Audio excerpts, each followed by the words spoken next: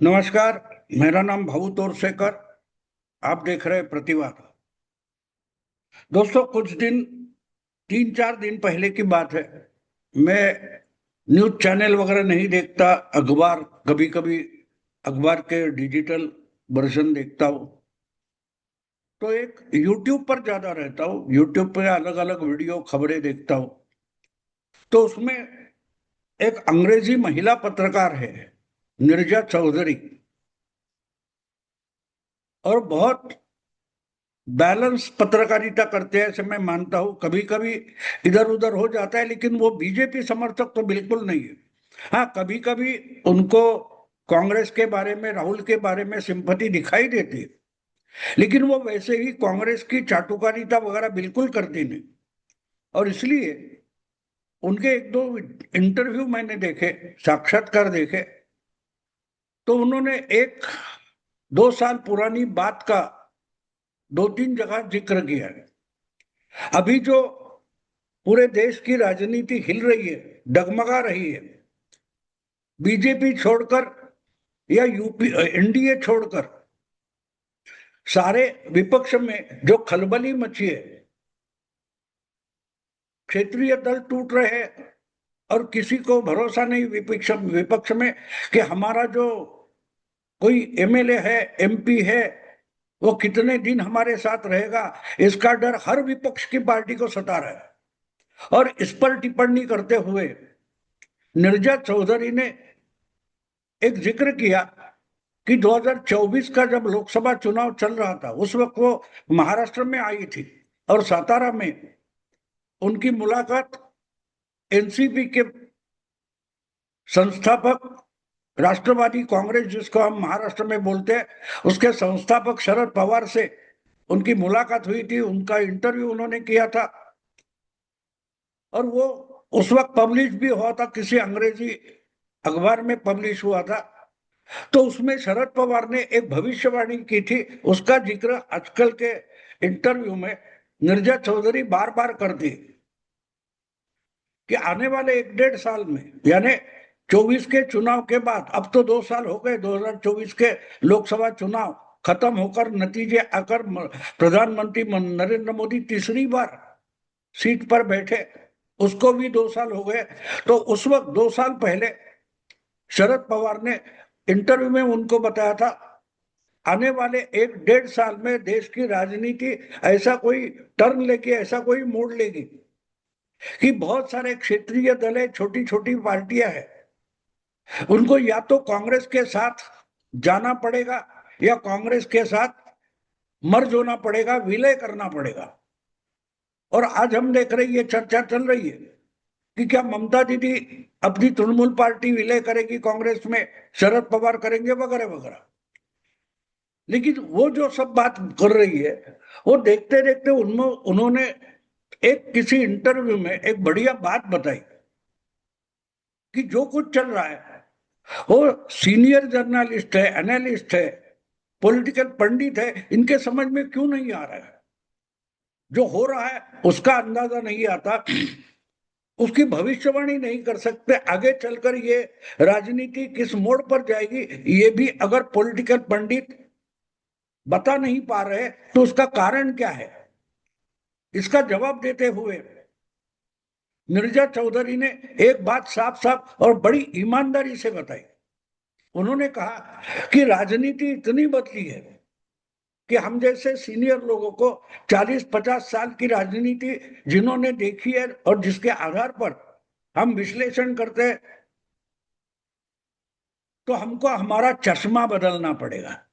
बहुत बढ़िया बात कही उन्होंने कि आज आज तक की 50 साल की, जो 40 साल की राजनीति है, और आज मोदी शाह के जमाने की जो राजनीति है, उसमें बहुत बड़ा उलटफेर हुआ है। वो हम समझ नहीं पा रहे, और समझ नहीं पा रहे इसका कारण साफ है कि हमारा चश्मा काम नहीं कर रहा है। और जब वो चश्मा बोलती है तो उसके अर्थ अनेक अनेक होते हैं।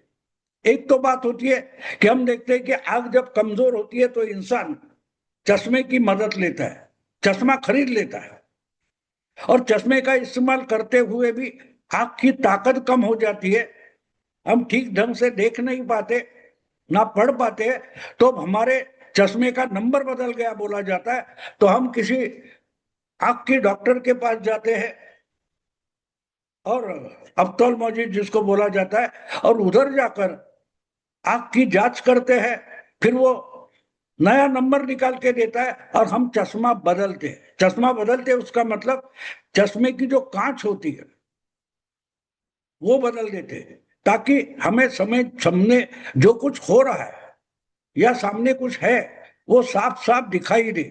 अगर साफ साफ नहीं दिखाई देता तो वो धुंधला सा हो जाता है, और जब धुंधला सा हो जाता है तो हम समझ नहीं पाते, ना देख पाते हैं कि सामने क्या है, क्या हो रहा है। और अगर सामने वाली चीज या घटना हमारे समझ में नहीं आ रही है तो हमारा आकलन गलत हो जाता है। इसलिए अगर नंबर बदल जाता है, बिगड़ जाता है, तो हमको चश्मा बदलना पड़ता है। तो चश्मा बदलने की बात अगर निर्जर चौधरी कर रही है तो उसका भी कारण है कि आज जो हमारे सामने हो रही है, राजनीति हो रही है, जो उठापटक हो रही है, जो कुछ बातें चल रही है, वो हम समझ नहीं पा रहे। इसका कारण हमारा राजनीति देखने का और समझने का जो चश्मा है, उसकी जो कांच है, उसका नंबर बदल गया। तो नंबर बदलकर हमको चश्मा देखना पड़ेगा, और चश्मा अगर साफ हो तो सामने वाली चीजें साफ दिखाई देगी। अगर धुंधली दिखाई देती है तो हम उसका गलत अर्थ निकालते हैं, मायने निकालते हैं, और हमारा आकलन गलत हो जाता है। अगर बार बार हमारे देश के बहुत सारे पॉलिटिकल पंडित है, संपादक है, राजनीति का ज्ञान है ऐसा कहते हैं, जानकार मानते हैं, उनके अंदाज गलत हो रहे हैं, उनकी भविष्यवाणियां गलत हो रही है, उनका विश्लेषण गलत हो रहा है, तो उसका कारण वो सामने दिखने वाला धुंधला चित्र है। उनको चश्मा बदलना पड़ेगा। और इसलिए मुझे निर्मला चौधरी की वो बात बहुत पसंद आई कि उन्होंने सही कहा। अडवाणी और वाजपेयी का जो जमाना था, 25-30 साल पहले का, 40 साल पहले का, उस समय का जो चश्मा है वो आज नहीं चलेगा। क्योंकि अडवाणी और अमित शाह, सॉरी, अडवाणी और अटल बिहारी और मोदी और अमित शाह, इसमें जमीन आसमान का फर्क है। तो उनको समझने वाला जो चश्मा था, वो चश्मा लगाकर हम मोदी शाह को नहीं समझ सकते। सोनिया गांधी हो या राजीव गांधी हो, लालू प्रसाद हो, मुलायम सिंह हो, वो समझने वाला, दिखने वाला जो चश्मा है उसका नंबर आज नहीं चलता है। आज तेजस्वी समझना है तो लालू के चश्मे से नहीं देख सकते, मुलायम के चश्मे से हम अखिलेश का आकलन नहीं कर सकते, लेफ्ट फ्रंट की जो चश्मा था वो लगाकर हम ममता दीदी के हार नहीं समझ सकते। और इसलिए मुझे निर्मला चौधरी की वो बात बहुत पसंद आई। और गलत सारी मीडिया की या आकलन करने वाले पॉलिटिकल पंडितों की वही हो चुकी है। वो पुराना चश्मा लगाकर नई सिचुएशन समझना चाहते, देखना चाहते, और वो सब धुंधला हो जाता है तो उनके सारे अंदाज गलत हो जाते हैं।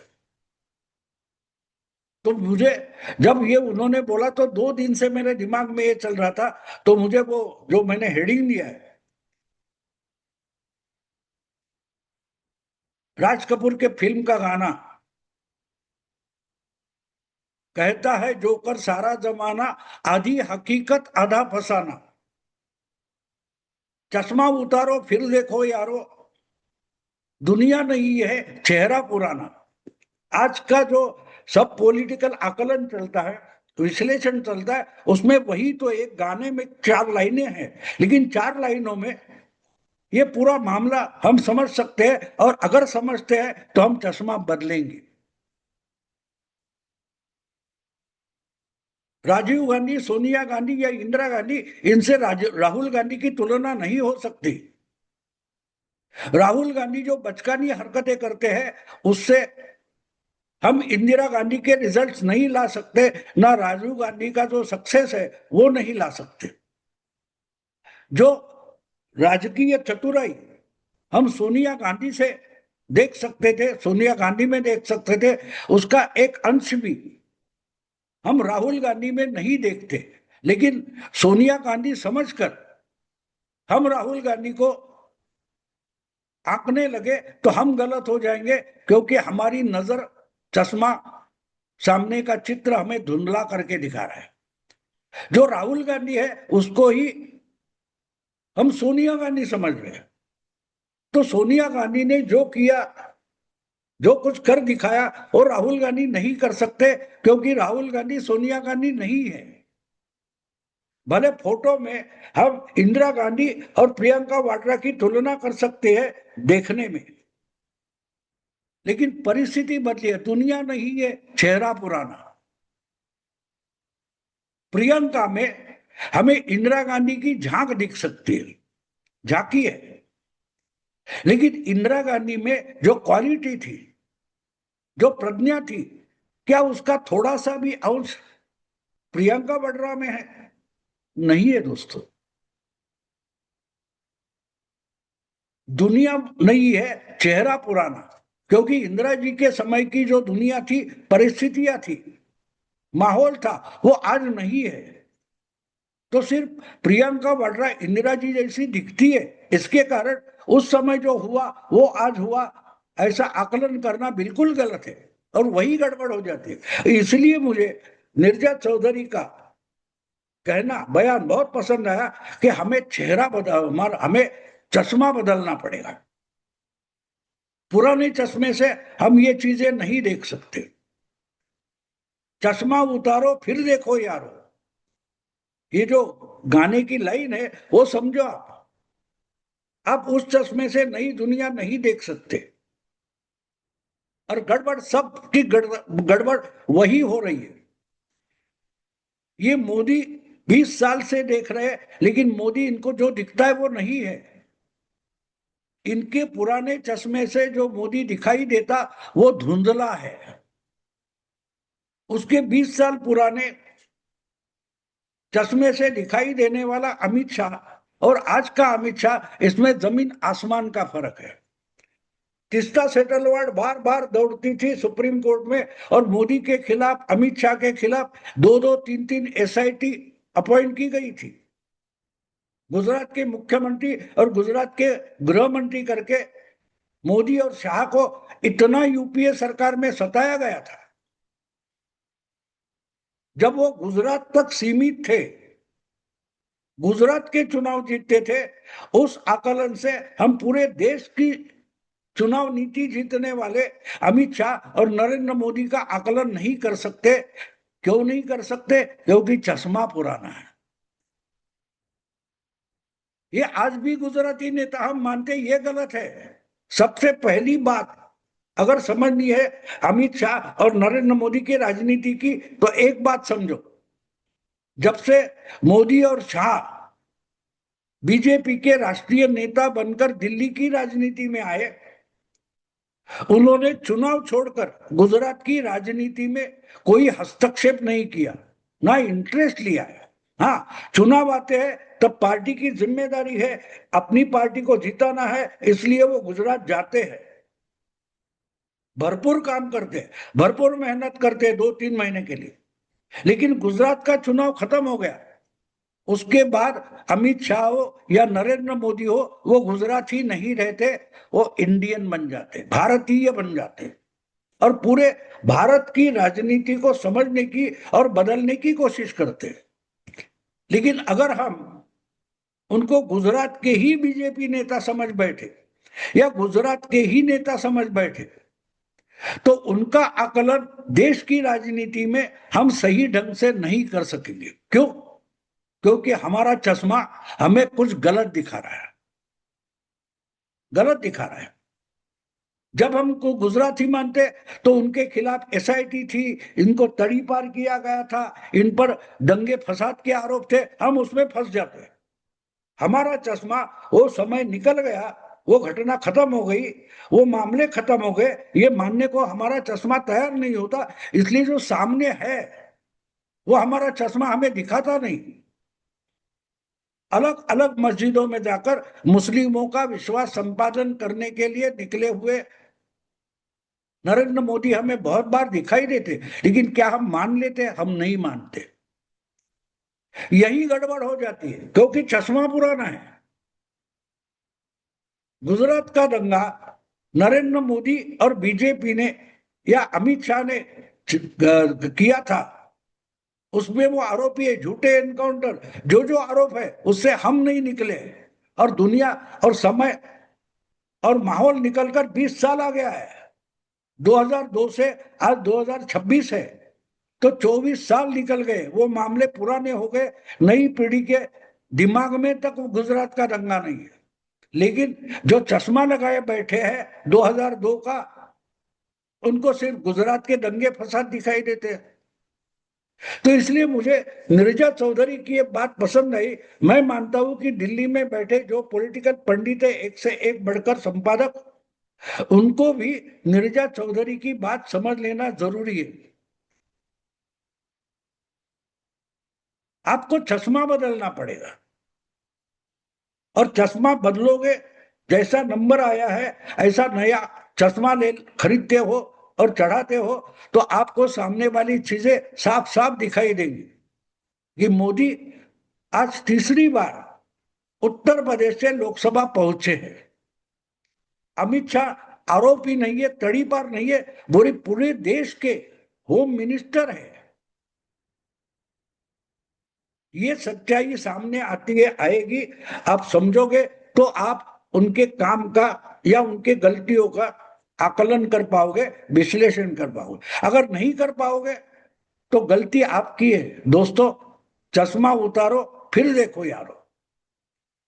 ये 2002, 2001, 2004 की दुनिया नहीं है।